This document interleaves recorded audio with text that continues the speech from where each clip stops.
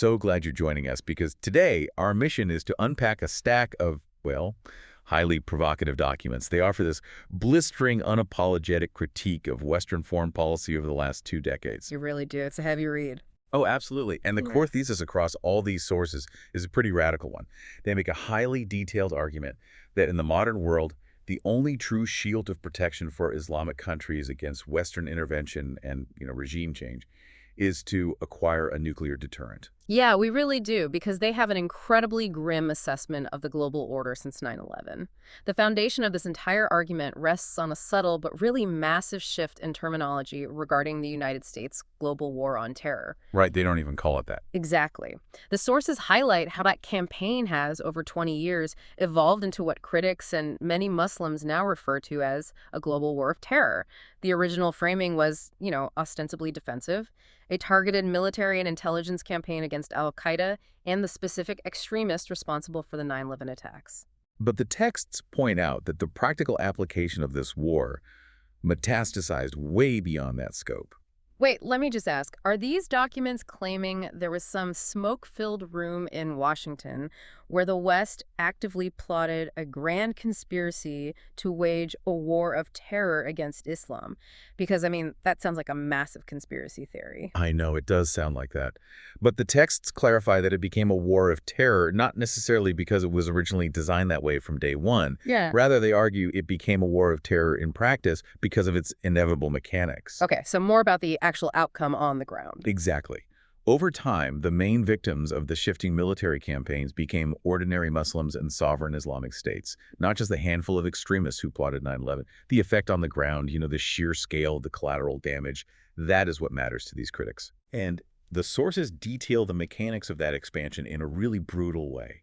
They point out that the response to 9/11 turned into large-scale ground invasions in Afghanistan and Iraq. And then it evolves into massive sustained air campaigns in Libya, Syria, and Yemen. Yeah. Entire functioning countries were turned into permanent battlefields. Right. We are talking about massive civilian casualties, generational mass displacement, and the total collapse of the state institutions that basically hold a society together. And the domestic impact in the West was just as profound, according to these documents. The war on terror apparatus essentially required a target.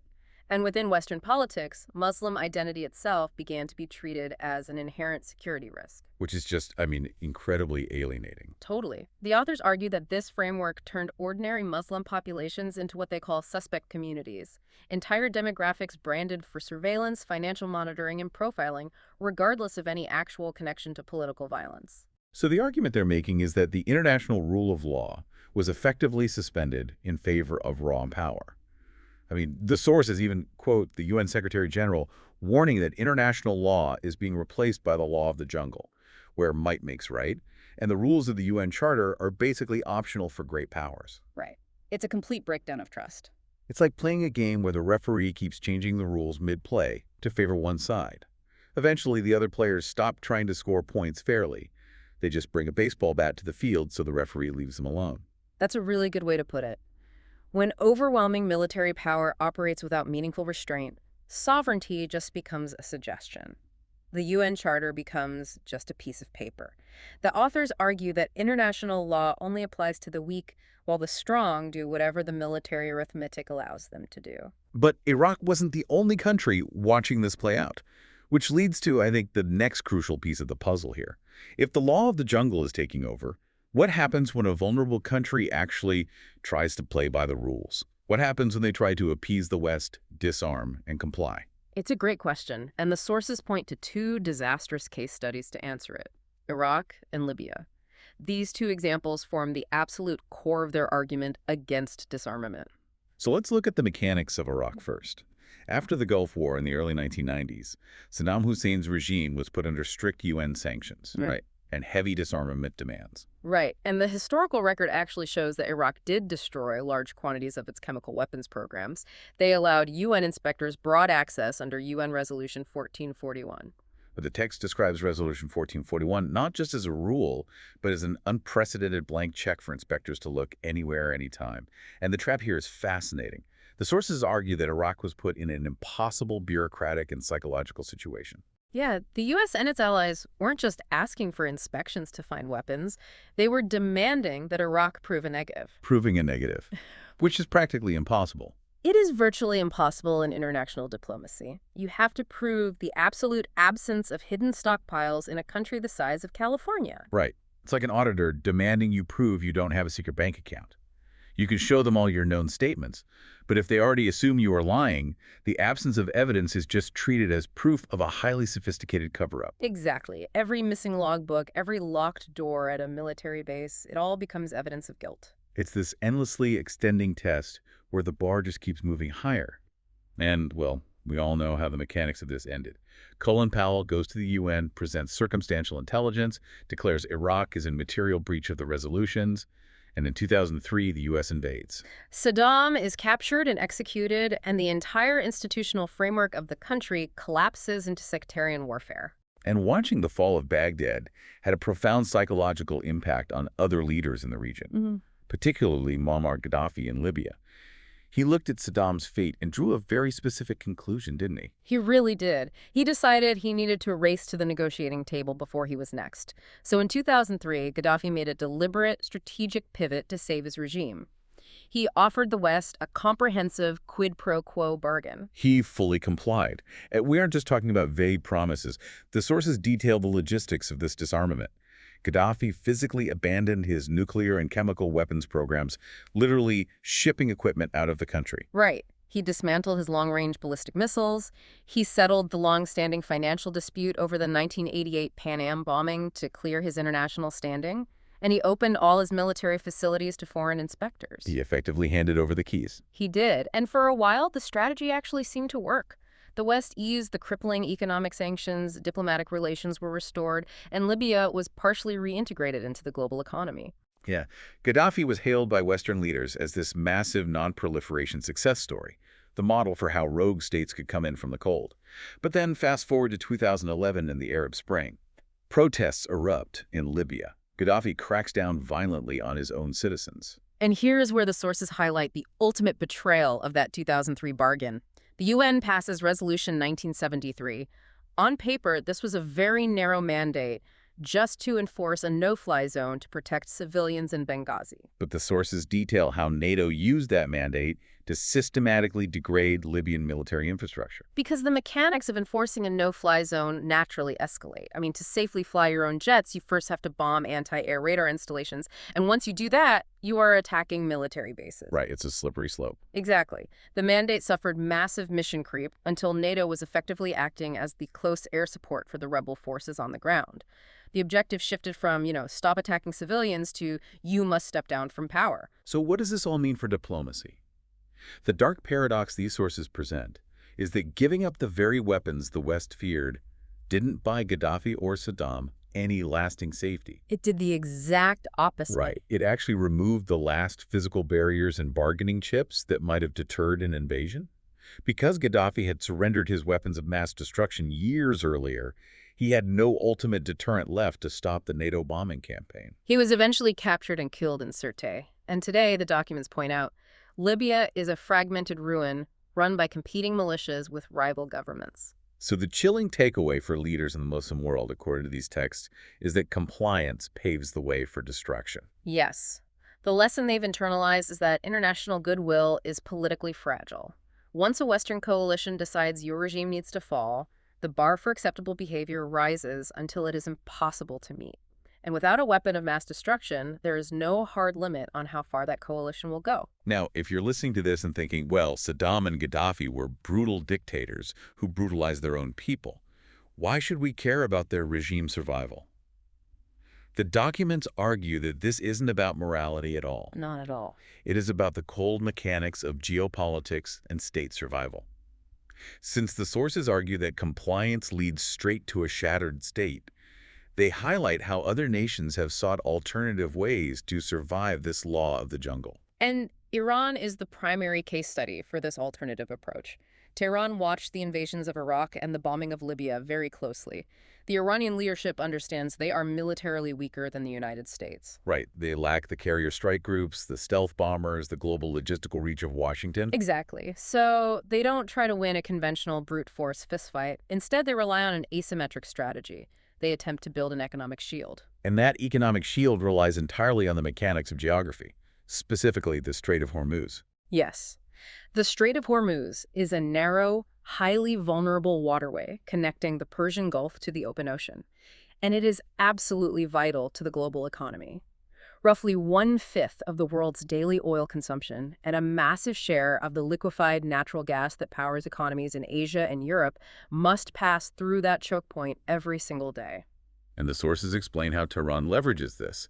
They essentially threaten that if they are militarily attacked, or if their own oil exports are entirely blockaded by Western sanctions, they will mine the strait or attack commercial shipping to disrupt those flows. The texts call this an economic nuclear bomb blackmail. The mechanics of it are terrifying. I mean, if a single oil tanker gets hit, marine insurance premiums skyrocket by thousands of percent. Shipping companies just halt operations. The global supply chain freezes, and energy prices go completely vertical. It creates a massive immediate deterrent. It raises the cost of coercion so high that it forces the U.S. and its allies to rely on managed conflict. The U.S. might have overwhelming military supremacy, but an energy shock of that magnitude would trigger a deep global economic recession. So Washington relies on economic sanctions, cyber warfare, and proxy battles rather than initiating a direct, full-scale regime change war. Right. It's like Iran turned its own geography into a massive tripwire. They know they can't defeat the U.S. military, but they can guarantee that if their state goes down, they drag the global economy down into the abyss with them. Wow. But the sources also point out the severe limitations of relying on an economic shield, don't they? Yeah. They bring up the 2015 nuclear deal, the Joint Comprehensive Plan of Action, or JCPOA. Yes. The JCPOA is another vital example of the compliance trap. Iran tried to play by the rules to relieve the economic pressure on their country, and the mechanics of the JCPOA were incredibly restrictive. Super restrictive. Iran agreed to pour concrete into the core of their heavy water reactor at Arak. They shipped out 97% of their enriched uranium stockpile. They allowed the International Atomic Energy Agency continuous 24/7 camera access to their nuclear facilities. It was one of those intrusive verification regimes ever implemented. They complied heavily with the rules of the international community. And what happened? In 2018, with the change of administration, the U.S. simply withdrew from the deal unilaterally. They tore up the agreement. They tore it up and slapped harsh secondary sanctions right back onto the Iranian economy, punishing any global company that dared to trade with Tehran. If we connect this to the bigger picture, the conclusion that Iranian hardliners and the authors of these documents draw from the failure of the JCPOA is profound. What's the main takeaway for them? The lesson is that the United States doesn't actually want just disarmament or verifiable compliance. What they fundamentally demand is total political subordination.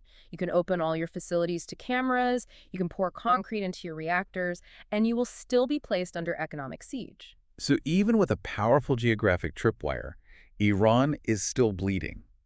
Their economy is crippled by inflation, they are isolated from global banking, and they're under constant threat of sabotage.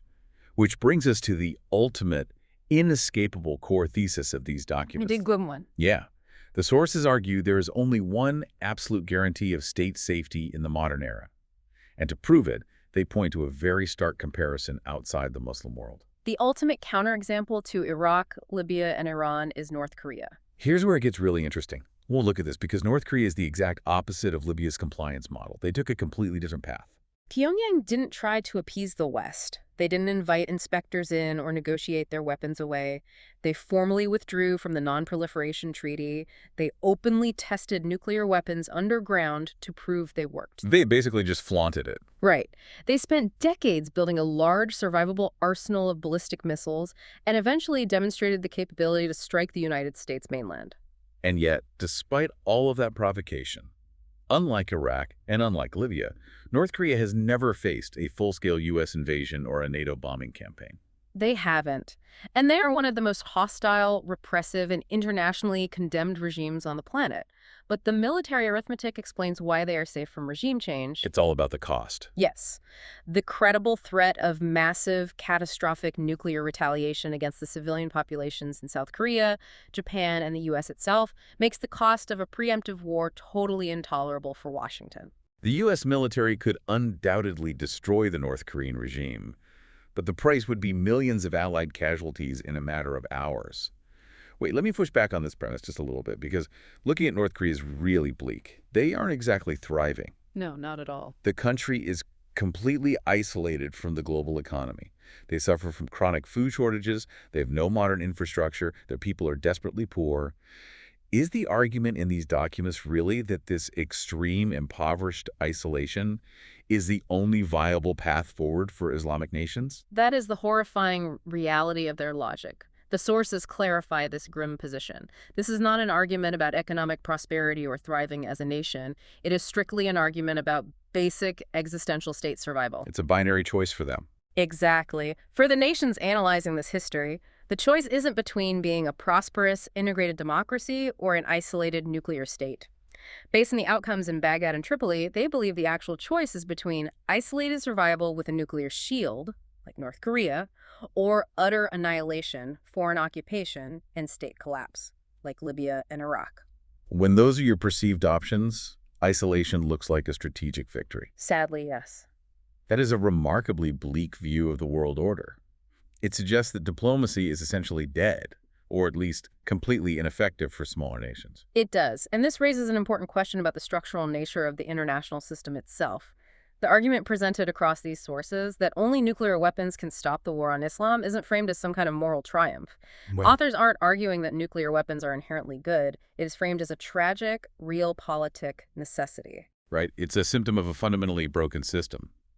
The texts are essentially saying that for sovereign Islamic states, security is no longer a right guaranteed by the UN Charter, international law, or basic morality. Security is a physical commodity that only military power can buy. The deep dive reveals that these documents view the modern geopolitical arena as an inherently unbalanced playing field, tilted heavily toward the interests of the U.S. and its allies. Unless the West fundamentally shifts away from utilizing regime change wars and moves toward offering real, unbreakable security guarantees, vulnerable nations will continue to believe that acquiring the ultimate weapon is their only logical defense mechanism. And that leaves us with a truly chilling prospect for the future of global diplomacy. We've explored how a profound sense of betrayal and the creeping reality of the law of the jungle has driven this narrative. We've looked at the trap of total compliance in Iraq and Libya, where disarmament led straight to destruction. We examined the economic tripwires of Iran, which only resulted in endless sanctions and moving goalposts. And finally, we looked at the undeniable physical security provided by the nuclear shield of North Korea. Which brings me back to the core thesis we started with, the highly controversial argument that no Islamic country should surrender its right to acquire nuclear weapons because it is their only shield. If you realize the rules of the game are designed to leave you defenseless while your opponent keeps their weapons, eventually you just stop playing by the rules. Exactly. But here's a final thought for you to mull over, one that builds on the cold mechanics we've unpacked today. If the pursuit of nuclear weapons become universally recognized by smaller nations across the globe as the absolute only rational choice for regime survival, does the entire global concept of non-proliferation inevitably collapse? Are we looking at a rapidly approaching future where every single regional dispute, whether in the Middle East, Asia, or Europe, turns into a potential nuclear standoff simply because no nation believes in the safety manual of international law anymore? That is the terrifying logical conclusion of a world operating under the law of the jungle. Once trust is gone, only power remains.